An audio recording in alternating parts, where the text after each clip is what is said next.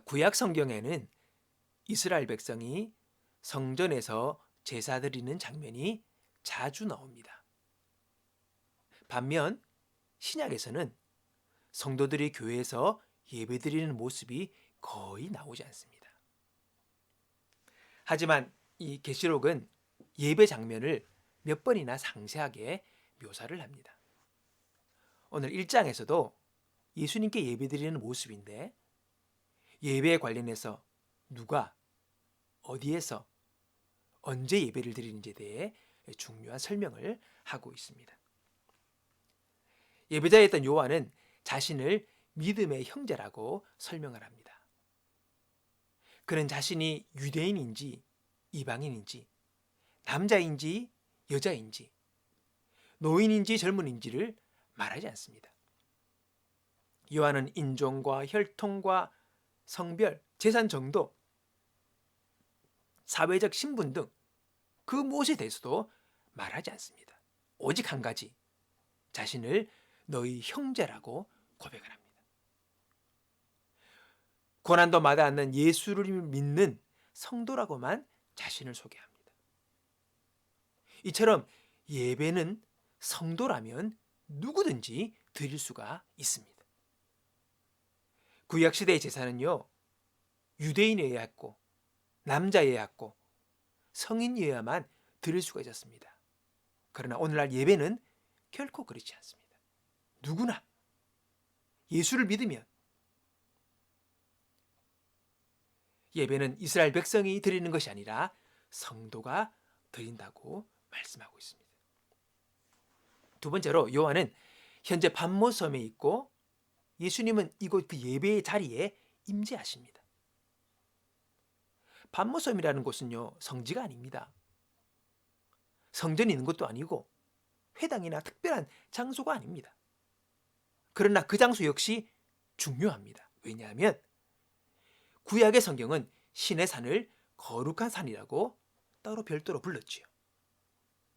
신의 산이 금이 나오는 금광이나 다이아몬드가 나오는 그런 산이어서가 아니라 다른 산과 똑같은 돌산이지만은 하나님께서 임재하신 곳이었기 때문에 그곳을 거룩한 산이라고 불렀던 것입니다.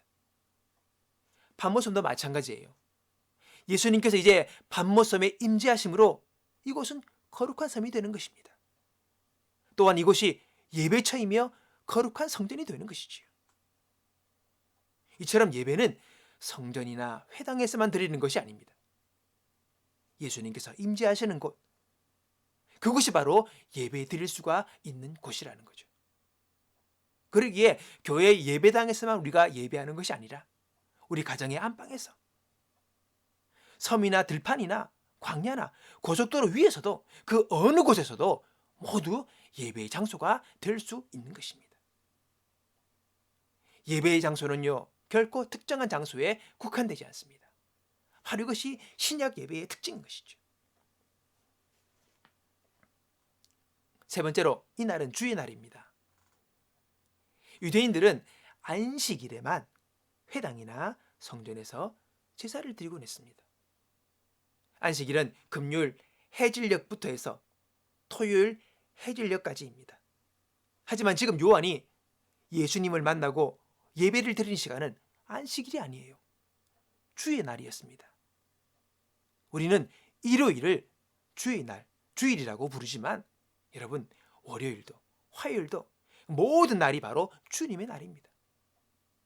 예배는 일주일에 정해진 한 번의 시간만에 드리는 것이 아니라 언제든 드릴 수 있고 또 항상 드려야 하는 것이지. 오늘 하나님께서는 우리를 예배자로 부르셨습니다. 하나님을 예배하는, 예수 그리스도를 찬양하는 예배를 드릴 수 있는 특권을 우리에게 주셨습니다. 성도라면 예수님께서 임재하신 모든 곳에서 어느 때나 예배 드릴 수가 있습니다.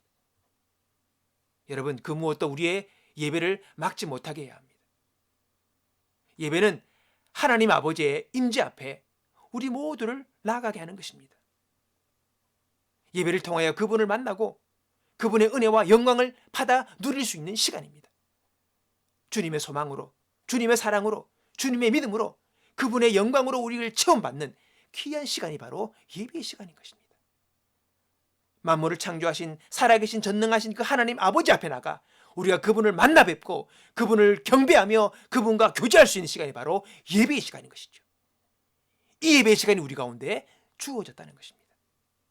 여러분, 시간이나 장소나 나의 신분에 국한되지 아니하고 어느 때든지 매일매일 순간순간마다 예배함으로 말미암아 하나님께서 우리 가운데 허락하시는 놀란 주의 은혜를 충만히 풍성히 받아 누리는 저와 여러분 되시기를, 이 예배를 통하여 세상을 이겨나가는 저와 여러분 되시기를 주님의 이름으로 축원합니다.